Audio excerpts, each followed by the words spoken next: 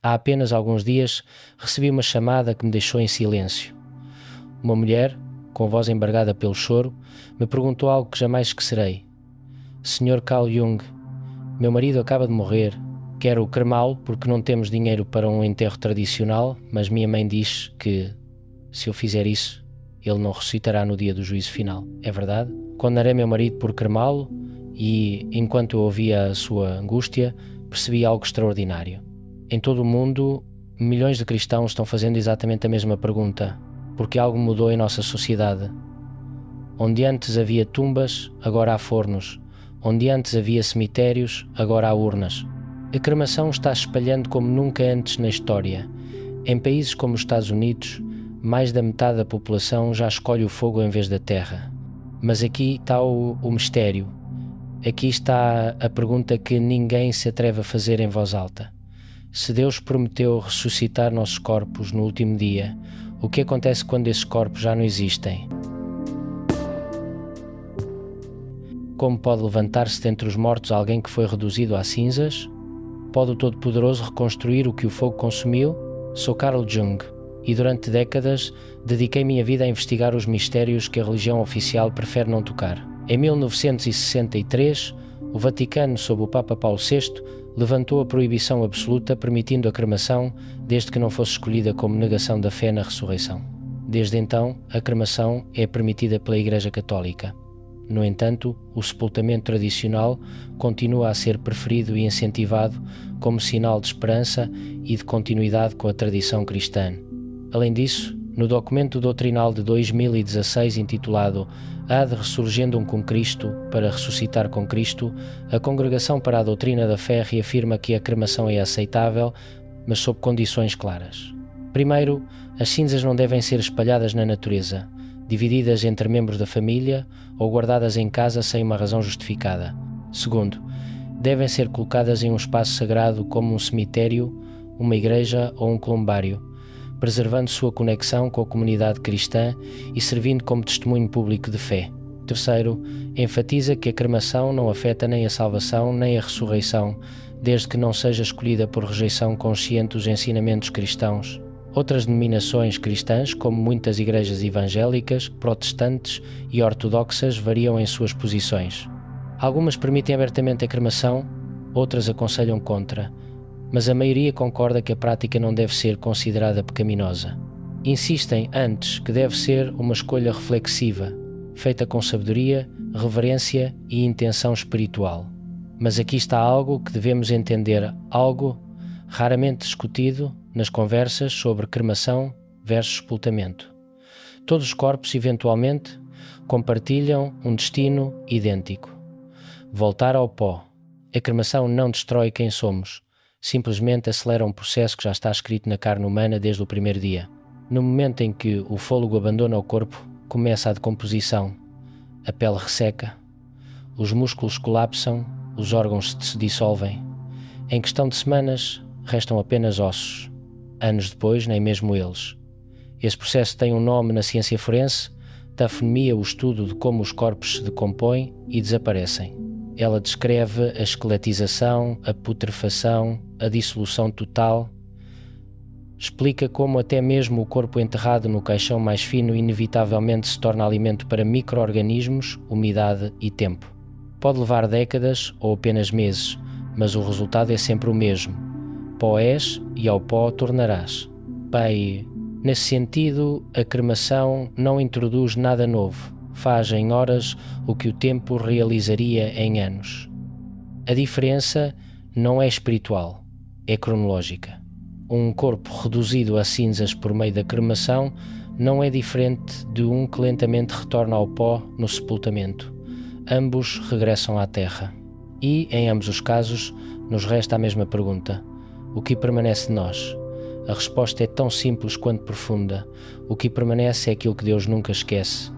O que permanece é a alma, nossa identidade eterna, o propósito para o qual fomos criados. O que permanece é aquilo que não enferruja, não pode ser consumido e não pode desvanecer dentro de uma tumba.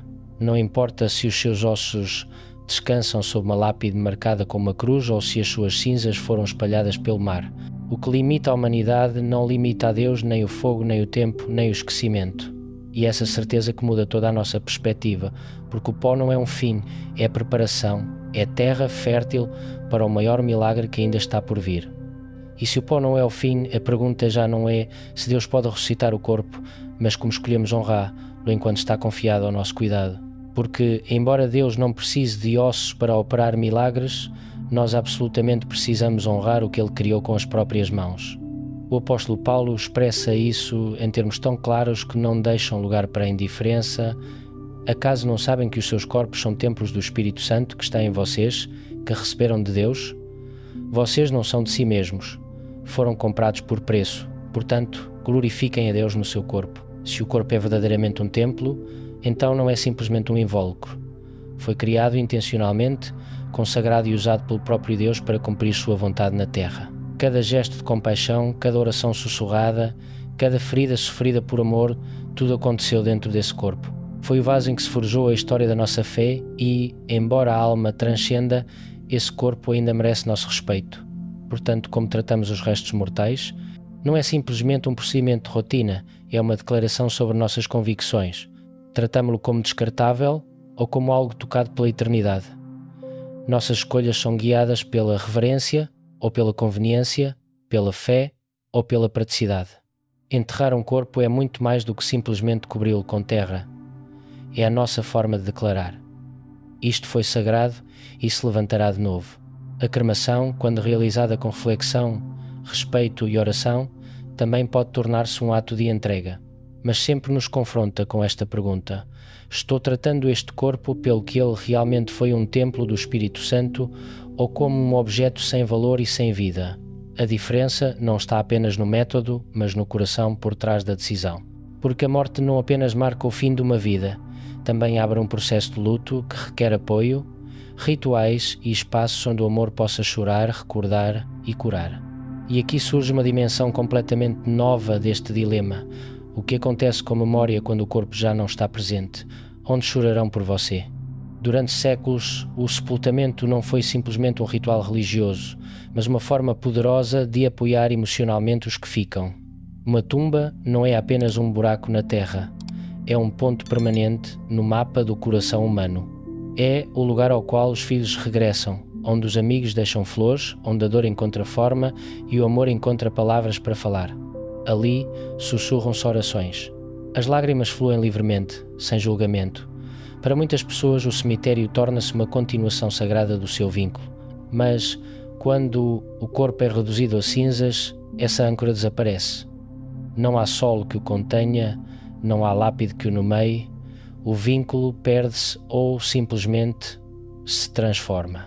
A cremação, embora diferente, não precisa estar vazia. Para alguns, espalhar cinzas no mar é um ato de liberdade. Para outros, mantê-las numa urna traz consolo e companhia. A memória vive, mas muda. Já não está confinada a um lugar, mas levada pelo vento. Presente na canção, tocada em cada aniversário. Enterrar cinzas num jardim ou transformá-las em uma árvore também pode criar uma eternidade natural. No entanto, há um risco. Num mundo acelerado, esquecido e implacável, a ausência física pode deslizar facilmente para o esquecimento emocional. Por isso, cada família deve considerar cuidadosamente a escolha, porque o luto requer espaço, demanda rituais. A morte, embora natural, sempre deve ser processada com amor e dignidade. A memória é mais do que nostalgia. É o amor estendido no tempo. É a nossa prova de que alguém viveu, que caminhou entre nós, que sua vida foi significativa. Tanto a tumba quanto a urna, o cemitério ou o mar podem tornar-se espaços sagrados, se o coração permitir. Ao final, o que importa não é onde choramos, mas como escolhemos nunca esquecer. E, se a memória viva onde o amor escolhe recordá-la, então a escolha final não é simplesmente logística ou prática, é profundamente espiritual e profundamente pessoal. Não há fórmula perfeita, não há um versículo que dê instruções explícitas, não há um padrão universal que ofereça uma solução pronta. Isso nos leva inevitavelmente à pergunta: o que devemos considerar ao tomar essa decisão? Não há regras obrigatórias, mas há perguntas guia que podemos fazer se as abordarmos com honestidade. Perguntas que não nos apontam para um caminho rígido, mas revelam a verdadeira intenção de nossos corações. A primeira e mais fundamental é: o que traria maior glória a Deus? Estou dando testemunho, mesmo na morte, de que realmente creio na ressurreição. A segunda pergunta é: o que traria maior consolo aos que me amam? Porque não estamos sozinhos ao enfrentar essa decisão. Outros chorarão, outros recordarão, outros precisarão de um lugar para processar sua perda. Considerei, de forma reflexiva, o que eles poderiam necessitar. Proporcionei-lhes um espaço, seja físico, seja simbólico, para se despedirem, chorarem, compartilharem memórias e curarem. Às vezes o ato espiritual mais elevado que podemos escolher não é o que é mais fácil para nós, mas o que consola aqueles que deixamos para trás. E a terceira pergunta é esta: qual é a intenção mais profunda por trás da minha escolha? Isso chega ao âmago da nossa consciência. Estou tomando essa decisão pela fé ou pelo medo? Por reverência ou por indiferença? Pela convicção ou simplesmente pela conveniência? Deus olha o coração, julgando não apenas os métodos que escolhemos, mas também nossa motivação. Se a nossa escolha surge do respeito, do amor e do desejo sincero de honrar o seu plano e consolar os que ficam, então essa decisão, seja sepultamento, seja cremação, pode verdadeiramente glorificá-lo. Essas perguntas podem não ser fáceis, mas são necessárias porque nos afastam das meras tecnicalidades e nos levam a território sagrado. Obrigam-nos a olhar para dentro e perguntar: estou tomando minha decisão pela fé ou pela pressa? Estou pensando na alma ou apenas administrando um evento? Estou deixando um legado que fala de esperança ou só encerrando mais um capítulo? Porque a morte, embora inevitável, também apresenta uma oportunidade de dar testemunho. E nossa decisão final nesta terra, como deixamos para trás nosso corpo, pode tornar-se um testemunho silencioso, uma declaração do que realmente queremos, não simplesmente quem temos sido, mas quem esperamos ser ressuscitados, transformados, eternos. E no meio desta jornada cheia de decisões, dúvidas e despedidas, uma verdade brilha mais do que todas as outras. Deus pode levantar o que o mundo esqueceu, porque Ele não requer condições ideais. Precisa apenas ser Ele mesmo. Se fomos feitos do pó, por que temer voltar a Ele? Cinzas ou terra, osso ou nada. Deus não está limitado pelo que vemos. Seu poder não esbarra em barreiras físicas. Um Tessalonicense declara com ousadia: irmãos e irmãs, não queremos que ignorem o que acontece com os que já morreram, para que não se entristeçam como os outros que não têm esperança. Por acaso não queremos que Jesus morreu e ressuscitou? Assim também Deus, mediante Jesus, trará juntamente com Ele os que dormem nele. A promessa não se concentra na condição do corpo, mas na fé da alma. E essa fé ativará a ressurreição, vindoura, uma ressurreição que não é a restauração de algo velho, mas sua gloriosa transformação em algo novo. O que era mortal se tornará imortal. O que era perecível se tornará imperecível. O que uma vez foi pó se converterá em esplendor. Paulo deixa claro quando diz: semeia-se corpo natural, ressuscita corpo espiritual. Isso significa que Deus não simplesmente restaurará o que existia antes, criará algo completamente novo. O corpo glorificado não precisa de restos, precisa apenas de propósito. E naquele dia não serão apenas as tumbas que se abrirão, as cinzas se levantarão e até o mar entregará os seus mortos. Porque, quando Cristo pronunciar sua palavra final, não importará se o seu corpo foi enterrado em mármore ou espalhado ao vento. Não importará se a sua urna repousa num columbário ou se seus ossos jazem sob uma árvore esquecida. Ele saberá exatamente onde você está e saberá exatamente quem você é. E então, num instante que despedaçará a história, os corpos se levantarão, as lágrimas serão enxugadas e a morte será derrotada para sempre. Portanto, não temas o pó, nem o fogo, nem o esquecimento. Tema apenas viver e morrer sem esperança, porque quem morre em Cristo viverá novamente. E agora volto àquela chamada àquela mulher chorando ao telefone, apavorada de que sua decisão de cremar o marido pudesse condená-lo eternamente. Ele disse o que lhes disse aqui. O que as Escrituras realmente ensinam, que Deus não está limitado por cinzas, que a ressurreição não depende do estado dos restos, mas do poder do Criador. Ele lhe disse que os mártires foram queimados vivos, que santos foram lançados ao mar, que milhões de fiéis morreram sem tumbas e que todos eles, se levantarão no dia final.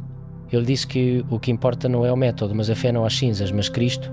E enquanto eu falava ouvi o seu choro, transformar-se de desespero em alívio, do medo em esperança, da culpa em paz. Então, meu marido está bem? Sussurrou. Deus não o esquecerá? Eu não disse. Deus nunca esquece os seus. E um dia, quando Cristo voltar, seu marido se levantará não como era, mas glorificado, transformado, eterno. E essa é a verdade à qual precisamos nos apegar. Então, deve um cristão escolher a cremação? A Bíblia não a proíbe, a Igreja a permite. E Deus certamente pode ressuscitar cinzas tão facilmente quanto pode ressuscitar pó. Mas a decisão continua sendo profundamente pessoal, profundamente espiritual e deve ser tomada com oração, reflexão e fé. O que mais glorifica a Deus? O que mais consola os seus queridos? Qual é a verdadeira intenção do seu coração?